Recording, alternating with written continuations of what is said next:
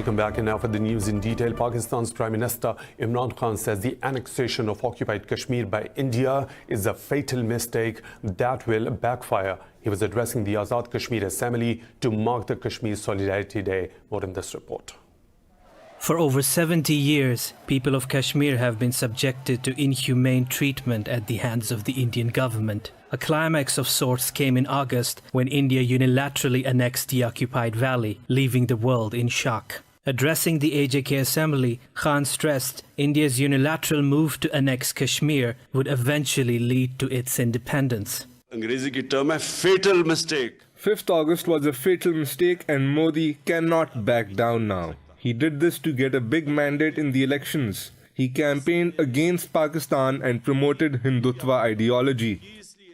Khan said Prime Minister Narendra Modi's RSS ideology is inspired by Nazism and Hitler. The Prime Minister said this Hindutva ideology has jeopardized the existence of every religious minority in India. RSS is an organization inspired by Hitler and the Nazis. The RSS's founding fathers have lauded the Nazis in their books. They believe in the ethnic cleansing of Muslims. Khan said Pakistan has repeatedly warned the international community of Indian actions in Kashmir. He said India could use terrorism or conduct a false flag operation to inflict more torture on the people of occupied Kashmir. He hoped Kashmir will now move towards independence. Protests and rallies are being held across the world against Indian atrocities as Pakistan observes Kashmir Solidarity Day. The occupied valley is reeling under New Delhi's lockdown for the past 185 days after its illegal annexation.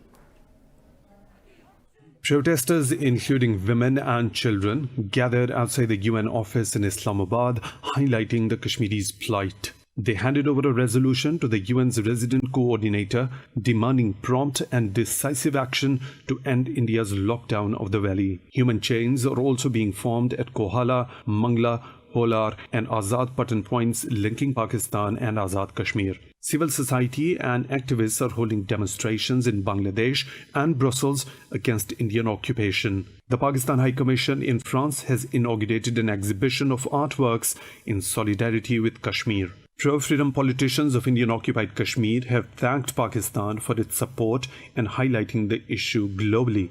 Meanwhile, Pakistan's embassy in Kabul held an event at the embassy's compound to mark Kashmir Solidarity Day. The gathering was due to be held at a Kabul hotel, but the embassy was reportedly stopped from holding the event after Afghan authorities allegedly pressurized hotel management to cancel the reservation for the event. Meanwhile, Indian forces have martyred 2 more civilians near occupied Kashmir's capital of Srinagar. The incident comes as Pakistan and Kashmiris around the world observe Kashmir Solidarity Day. Occupation forces targeted young Kashmiris during a cordon and search operation in Shaltang. Indian troops have martyred 23 Kashmiri civilians over the past 30 days. The valley is reeling under a crushing curfew and a communications blackout by India, which has created a humanitarian crisis. In India, artists, including singers and comedians, have joined the ongoing Anti-Citizenship Act protests in the capital, New Delhi. Meanwhile, the all-women sit-in has continued at Delhi's Shaheen Bagh since 16th of December, despite armed attacks on the demonstration. The artists started joining the sit-in after right-wing Hindu parties threatened to attack the protest this week. Despite the threats, rappers, classical and Sufi singers have performed at the sit-in in the last few days. Meanwhile, similar sit-ins continue in Mumbai and Kolkata, where protesters refuse to leave until the law is withdrawn. India has seen countrywide demonstrations against the controversial act, in which 27 people have been killed in the last 2 months. The Taliban have accused the US of obstructing the Afghan peace negotiations by making numerous changes in its demands. A fresh round of talks between the group and the US delegation led by Special Envoy Zalmay Khalilzad is underway in Doha. In a statement, Taliban spokesperson Zabiullah said the group has the intention and the capacity for a resolution. He said US President Donald Trump's tweets are hindering the progress. The spokesperson said differences between Kabul and Washington are other major reason for the talks' failure. He said, unlike Washington, the Taliban's position and stance is principled and concerted. The Afghanistan Independent Human Rights Commission has said 2019, like previous years, was a deadly year for the Afghan civilians. In a report, the Rights Commission said the situation is bad despite ongoing peace efforts to end the two-decade-long war. The report said over 2,800 civilians were killed, while almost 8,000 were wounded in the conflict. It said almost 29,000 have been killed and around 58,000 others wounded from 2009 to 2019. It said around 3,100 were killed in IED blasts, around 2,500 in ground battles, and 1,800 died due to rocket fire.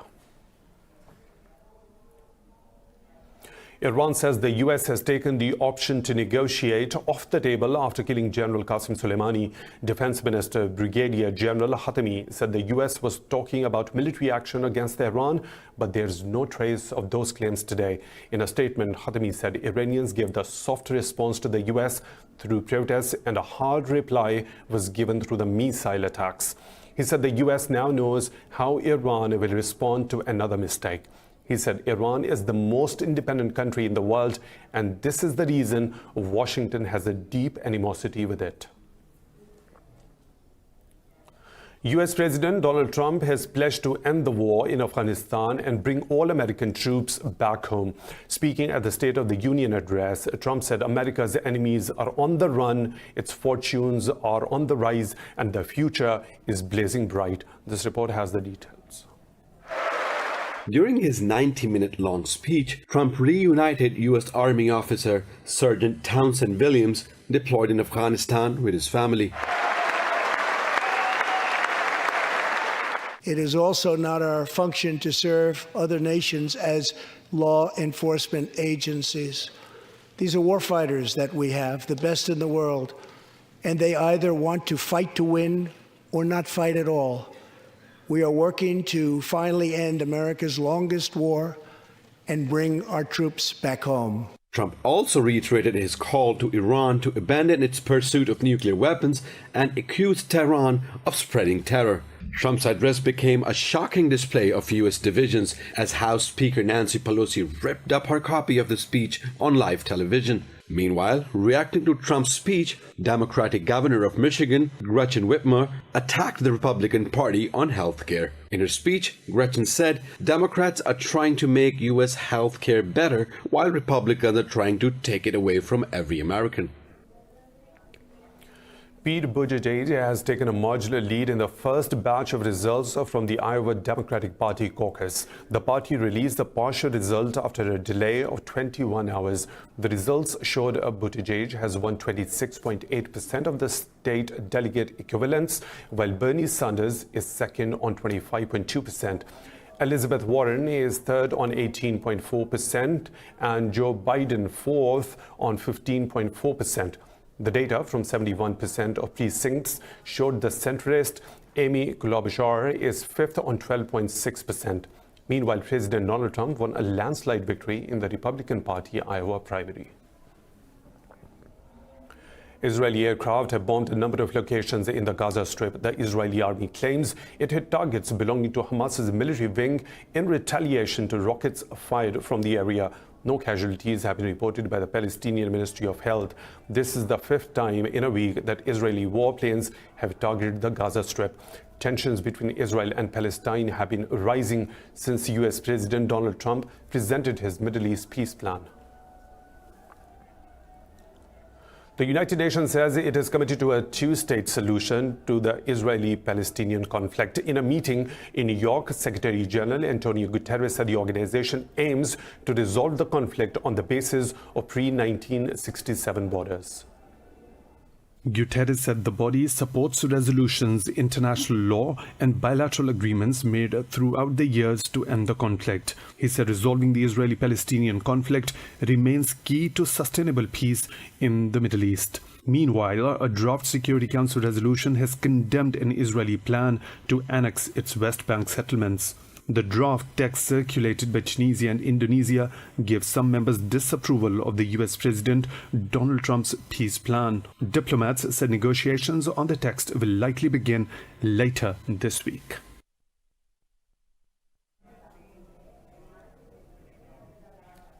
In Sudan, the head of the country's sovereign council, Abdel Fattah al-Burhan, says his meeting with Israel's prime minister has no bearing on Khartoum's stance on Palestine. Playing down his meeting with Benjamin Netanyahu in Uganda, al-Burhan said the only thing on the agenda was national security. In a statement, al-Burhan said Khartoum's position on Palestinians' right to set up an independent state will remain firm. Monday's surprise meeting stirred a controversy in Sudan, with the government saying it was not notified ahead of time. Palestinian factions responded to the news with anger, with President Mahmoud Abbas accusing Khartoum of stabbing Palestinians in the back. After trading bombs over the past couple of days, Russia and Turkey have agreed to take immediate actions to improve coordination in Syria. Turkey's President Tayyip Erdogan and Russian President Vladimir Putin discussed the recent developments over the phone. On Monday, over 50 soldiers were killed in clashes between Turkish forces and the Moscow-backed Syrian army. Kremlin and Putin said Putin and Erdogan highlighted the need to follow mutual agreements on Syria's Idlib province. It said both the presidents reiterated support to the intra-Syrian dialogue in the framework of the Syrian Constitutional Committee in Geneva. Meanwhile, Erdogan warned Syrian forces to withdraw from Turkish posts by the end of this month, or Ankara will act.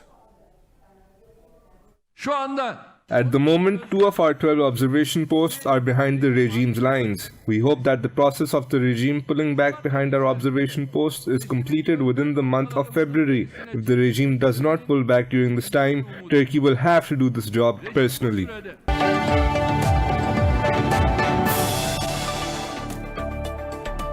Welcome back. 490 people have died from the new coronavirus in China, while more than 24,000 are infected. The number of daily deaths reached another record high in the country, with 65 fatalities in Hubei province. After the lockdown in Hunan and Hubei provinces, officials in Zhejiang province have limited the number of people allowed to leave their homes.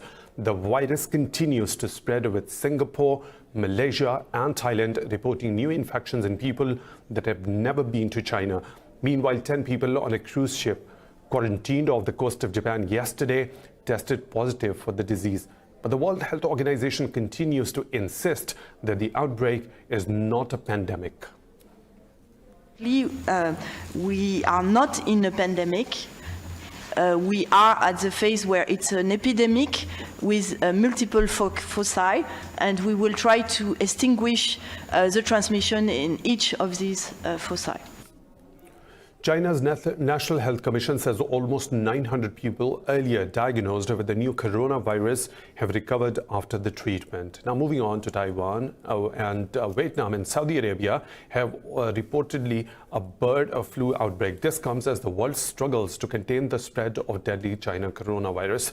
The virus has killed 2,200 birds in Vietnam, while it has killed over 22,000 birds in Saudi Arabia. The Saudi Agriculture Ministry said over 385,000 birds were also slaughtered as a precaution. This is the first such outbreak in the kingdom since July 2018. The H5N8 strain of the bird flu detected in Saudi Arabia has been declared increasingly infectious. Earlier, Taiwan reported 56 deaths due to the H1N1 swine flu virus in the past 3 months. Myanmar has reimposed an internet ban in the 2 conflict-torn western states of Rakhine and Chin. This comes after the International Court of Justice ordered Naypyidaw to stop persecuting Rohingyas. A Norwegian mobile group said the government ordered internet traffic to be stopped for 3 months in both states. The company said the ban was partially lifted 5 months ago. European diplomats are urging Myanmar to start prosecuting people responsible for atrocities against the Rohingya. After a UN Security Council meeting, Estonia's ambassador Sven Jurgensen asked Myanmar to carry out last month's ICJ verdict. Poland has extended its support to North Macedonia in its ambition to join the EU and NATO. Polish President Andrzej Duda said North Macedonia is expected to join NATO in the following weeks. Duda said he had given North Macedonia's President Stevo Pendarovsk Poland's support. He said the inclusion of the country in the EU is important after Brexit. Spain is the last NATO member that needs to ratify North Macedonia's entry to the military alliance. In Turkey, 21 people have been killed and a dozen are feared trapped under snow after an avalanche in the eastern province of Van. The Interior Ministry said 30 people have been rescued. The ministry said the conditions in the area made it difficult for rescue vehicles to operate. The victims were riding a minibus on the Van-Bachasari highway when the avalanche hit them. Mexico City has banned the use of plastic bags. The decision aims to reduce the daily generation of solid waste. The step has received a positive response from Mexican citizens. This report has the details. Mexico City is the world's top garbage generating capital, producing 13,000 tons of solid waste daily. 15% of this garbage is comprised of single-use plastic. As a first step, local authorities have banned the use of plastic bags. I prefer to take my trolley or my bag, another cloth or coarse cloth bag, and I avoid being given any plastic bags as much as I can. People have accepted the ban, preferring to bring their own reusable bags with them when they shop. This is the Mexican basket that represents the use of fibers and is part of our heritage. It is carried this way and it allows you to counterbalance the weight. They are resistant and durable. State officials say everyone must fight the country's harmful addiction to plastic.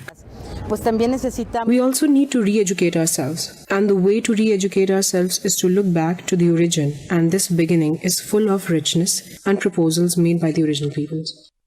Authorities and citizens agree that the single-use plastic has caused great damage to Mexico's environment. Whether they'll be able to kick the plastic habit once and for all remains to be seen.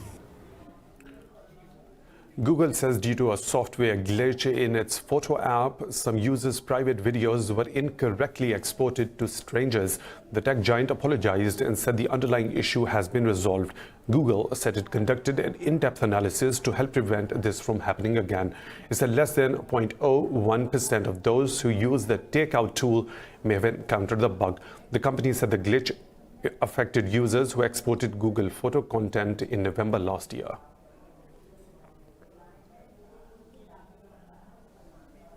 Chinese telecom giant Huawei has promised to set up 5G manufacturing hubs in Europe as it tries to fight off Washington's pressure on the EU.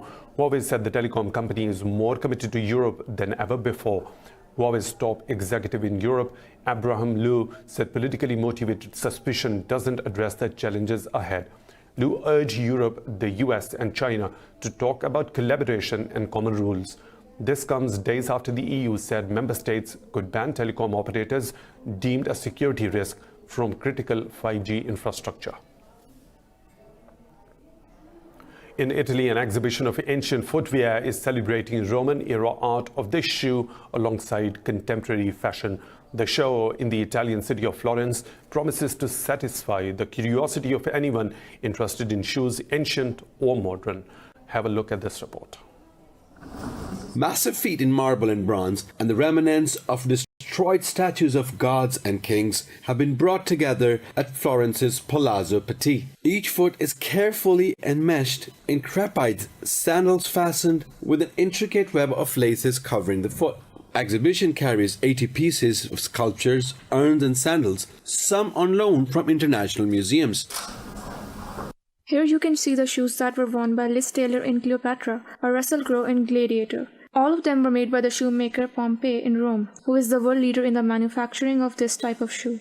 In ancient past, shoes told everything that could be known about the wearer.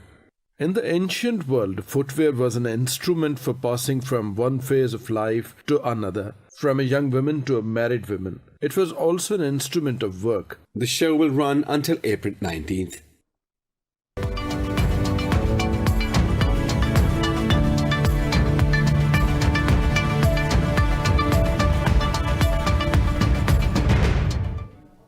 OPEC is consulting with China for an urgent assessment of the effect of coronavirus on oil demand. The request was made after Wang Jun, China's ambassador to international organizations in Vienna, visited the cartel's headquarters. Wang said the virus will inevitably affect oil demand, but cautioned against overreacting. Delegates from OPEC Plus Alliance are in Vienna for a technical meeting to discuss action following the outbreak. They are debating more aggressive oil output cuts than previously considered after reviewing new data. Crude prices fell below $50 a barrel in New York on Monday for the first time in more than a year.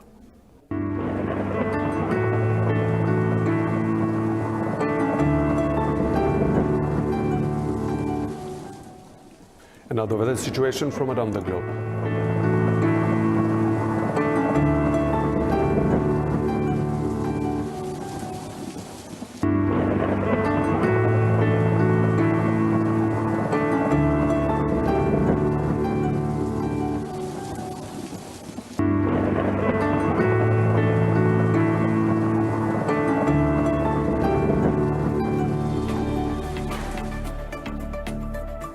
And that's all for now. For the latest updates, you can follow us on social media at Indus.news.